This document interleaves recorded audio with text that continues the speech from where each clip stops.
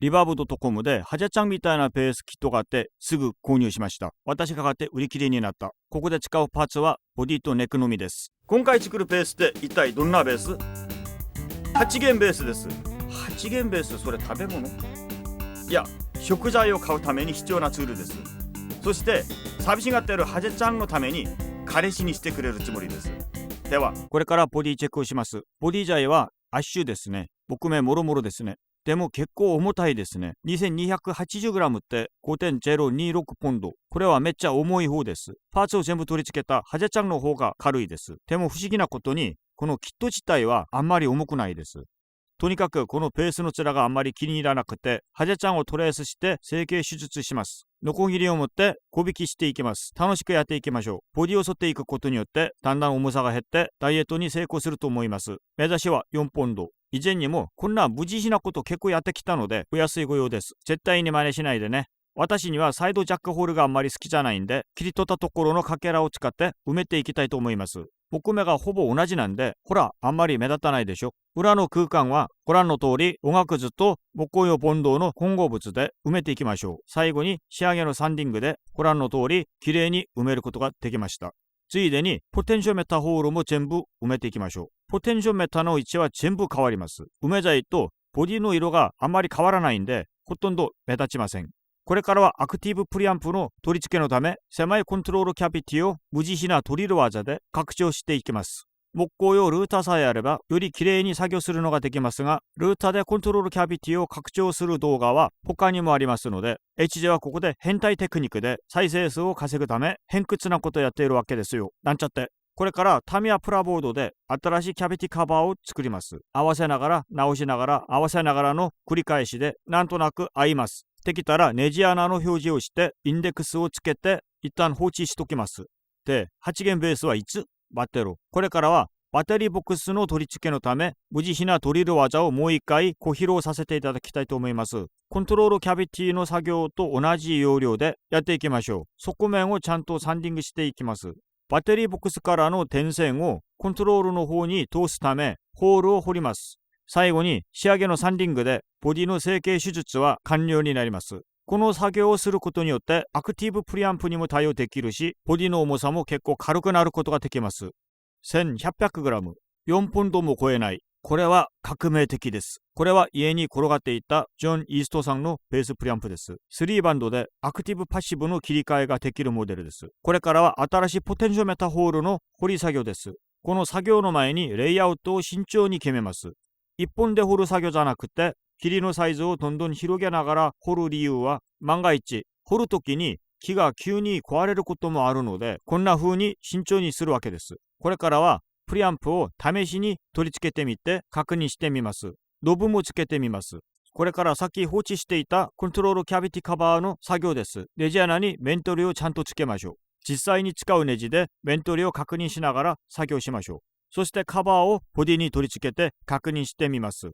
これからはストラップロックピンの取り付けです。ダンロップさんのデュアルデザインです。これをフラッシュマウントタイプのようにボディを改造して取り付けたいと思います。私のペースになくてはいけないものはバッテリーボックスとフラッシュマウントタイプのストラップロックピンだと思います。角のところも同じ要領で取り付けていきましょう。このまま使っても大丈夫だと思いますが、私はもっと完成度を高めるため面取り作業をやっていきたいと思います。このストラップロックピンにも微妙に角度があるため面取り作業によってもっとかっこよく取り付けることができます。はい、完了です。よくできました。8弦ベースの製作はここから本番です。このブリッジで8弦ベースが作れます。ブリッジのネジ穴がこのブリッジとぴったり合うと思いましたが、そうでもなかったですよ。結局ブリッジのネジ穴を再加工するしかなかったですよ。ご覧の通り新しいネジ穴のところを表示して一旦埋めます。そして新しいネジ穴を掘ることになります。こんな感じでネジ穴のところが曖昧に当てない場合には必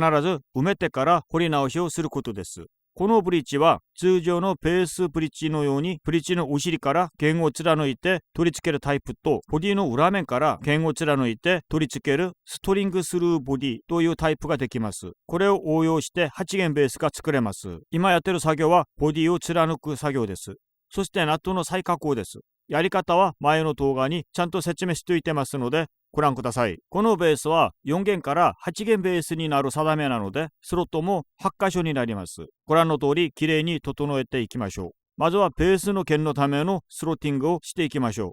チューニングペグはこんな感じになります。このテンプレートの通りチューニングペグの作業をしていきます。まずは切る、そして埋め、最後に3度3度でたまには剣さばき。これから新しいチューナーホールを掘る作業をやっていきたいと思います。ホールのサイズでお分かりだと思いますが、4箇所はベースギター用のチューニングペグ、残りはギター用のペグです。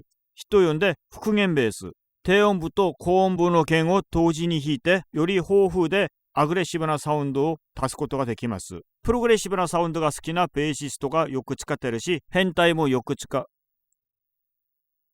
い、完了です。これが私が使っている8弦ベースのストリングです。これらがオクターブ、高音部の弦です。今からの作業はストリングブッシュというパーツを取り付けるための作業です。このパーツはオクターブの弦を固定してくれるパーツです。ご覧の通り弦を巻いていきましょう。弦が多いので大変ですね。オクターブの弦を巻き終わったらご覧の通りスロッティングをやっていきましょう。レックに加わるテンションがさすがに高いのでちゃんと調整していきましょう。仕上げとして弦の高さを調整しながら完成です。弦を巻いて1週間テストしてみたんですが何の問題もありませんでした。低音部の弦と高音部の弦はこんな感じで取り付けられます。不思議なことに低音部と高音部の弦ともにイントネーションには問題がありませんでした。このブリッジすげえ。これからはヘッドストックにメープルベニヤを貼って埋めた場所を隠します。木目の形を合わせてみせます。こんな感じですね。まずはナットを取ってメープルベニヤを切り取ります。ベニヤが折れないように注意してください。次はヘッドの上にボンドをつぶさに塗って、その上にベニヤを貼ってクランプでしっかり固定します。ボンドが乾く間にストリングブッシュのためのフランジ作業をやっていきましょう。この作業をすることによってストリングブッシュがもっときれいに取り付けられます。慌てないでゆっくりと一個ずつ合わせながらやっていきましょう。どんな作業でもいつかは慣れます。はい、完了です。それではネックの方に戻ります。クランプを外してご覧の通り整えていきましょう。残りのボンドはサンディングで取りましょう。そしてホールの再加工をやっていきましょう。ペニアの厚さが1ミリぐらいなので楽に作業ができると思います。トラスロとホールも忘れずに作業していきましょう。最後に仕上げのサンディングをちゃんとやって完了です。そして裏面のベニヤ作業です。ペグのネジ穴は全部埋めていきましょう。この作業も同じ要領ですが、今回はベニヤの方にボンドを塗ります。そしてクランプで固定して同じことをやって完了です。ベニヤの厚さでヘッドストックが厚くなっていますので、チューナーが固定できるかどうかを確認するのが一番大事です。追加でサンディングする必要もあります。これからベースのピックアップを試しに取り付けていきたいと思い、結局前のことの繰り返しです。人生というのはそんなものですね。昨日したということで今日しなくてもいいということではないんだから。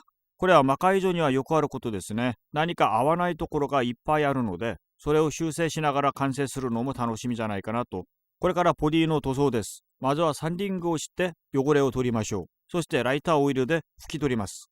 これはカラーオイルというオイル成分のペイントです。一度やってみた方、オイルフィニッシュのマリンブルー、ワニスは塗らなくても大丈夫です。そしてこのカラーオイルの中にはワックス成分が入っているので、乾燥したらセミグロスのツヤが出ると思います。このカラーオイルの良さは3度ぐらいの塗りでほぼプロ仕様の塗装面を得ることができます。何よりもこのボディ材はアッシュなので木目が綺麗に目立つフィニッシュができると思います。2回とか3回塗って一晩養生しておけば塗装完了です。翌日オイルの匂いがなくなったら養生完了です。塗装面もすごくたくましいですね。次はヘッドストックにも同じ要領で塗っていきますが、メイプル材にはもっと上塗りをする必要があります。これでカラーオイルの塗装は完了です。レックの裏面には切り油を塗ります。布につけて塗るだけです。一度塗りで色がすぐ変わりました。オイルを塗るとき絶対に厚く塗らないでください。薄めで塗ることが一番大事です。一度塗りで防湿効果が出ます。30分か1時間後、乾燥してないオイルを拭き取ります。2度目も同じ要領で塗っていきます。もっと色が濃くなりました。ちょこっとツヤも出てき始まりました。拭き取る作業は必ずやってください。これからはオイルサンディングです。サンディングスポンジにオイルをつけて塗装する感じでサンディングしていきましょう。このオイルサンディングをすることによってレックの裏面がもっとツルツルになります。それは引き心地にも関わります。できたらキッチンタオルでしっかり拭き取って2日以上乾燥します。最後の塗りはとても薄く塗ります。必要があれば拭き取りましょう。そして3日か4日間養生しましょう。銅箔テープでシールドの作業をやっていきたいと思います。まずはご覧の通りキャビティの形をトレースします。シールディングが必要なところはピックアップキャビティ、コントロールキャビティ、そしてブリッジです。これからピックアップキャビティに銅箔テープを貼ります。そこにきれいに貼るために我が家の箸、我が家の秘伝を紹介します。メガネのメンテナンス用のドライバーのハンドルのところを使ってよくこするとご覧の通りきれいに貼ることができます。コントロールキャビティも同じ要領で貼っていきましょう。銅箔テープは高いから無駄に捨てられるところがないように節約しましょう。これも我が家の秘伝と言えますね。次はキャビティの壁面にも同じく銅箔テープを貼っていきましょう。そしてキャビティの蓋の裏面にも必ず貼っておきましょう。テープが貼り終わったらすべてのホールを開放していきます。そしてブリッジのアース線ホールのそばに1枚を貼って完了です。ピックアップのマウントホールの位置は今決めておきましょう。次は側面と壁面のテープの典型的なつながりのためにハンダ付けをしときます。これからは本格的にノイズ対策の結界を作ります。アース線をピックアップキャビティにハンダ付けをしてコントロールキャビティの方に通します。もちろんブリッジピックアップの方にも同じ要領で、そしてブリッジの方にもアース線をハンダ付けでつなげておきます。次はボディをひっくり返し3つのアース線をワンポイントにしてハンダ付けでキャビティの壁面につけます。アース線はできるだけ短く、ワンポイントが一番重要なんです。これで結界が作られました。シールディングが終わったら本格的なピックアップの取り付けです。まずはマウントホールを掘ってピックアップキャビティに敷くスポンジとして先日 EMG ピックアップの舗装の中に入っていたスポンジを使います。私は普通に両面テープは貼りません。これから本格的に残りのパーツを全部取り付けます。取り付けの順番にはこだわらず適当に取り付けてください。プリアンプの取り付けの時は塗装のためホールが迫っているところもありますので整えます。バッテリーボックスを取り付けてプリアンプからのアース線をハンダ付けします。次はプリアンプの説明書の通りピックアップをプリアンプにつなげます。このジョーニストさんのプリアンプはピックアップをつなげるときハンダ付けをする必要がありません。最後に 9V のバッテリーをバッテリーボックスに入れてテストをします。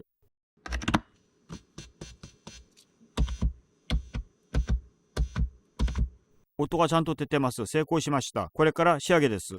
コントロールキャビティの蓋を閉めて、次はバッテリーボックスを固定します。そろそろ完成が目の前に見えてきました。バッテリーボックスの作業が終わったら、ストリングブッシュ、そしてリンディ・フラリンさんからのステッカーをボディにやめとく。ノブの取り付けです。後で好みのノブを見つけたら切り替えます。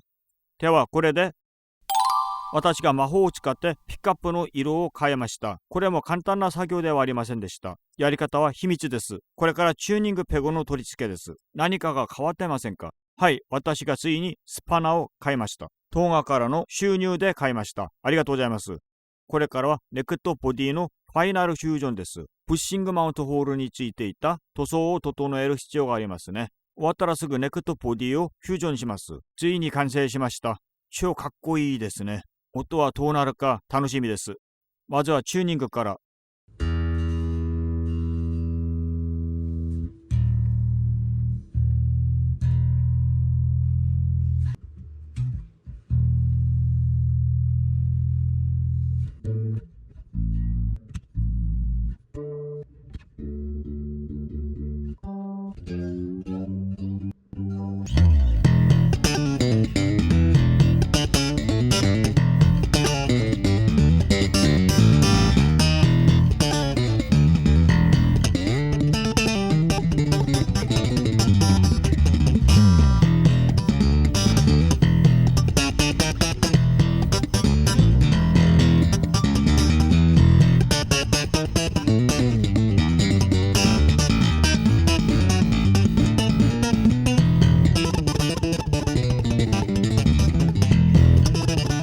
思ったよりいい音出ますねっていうレベルじゃね。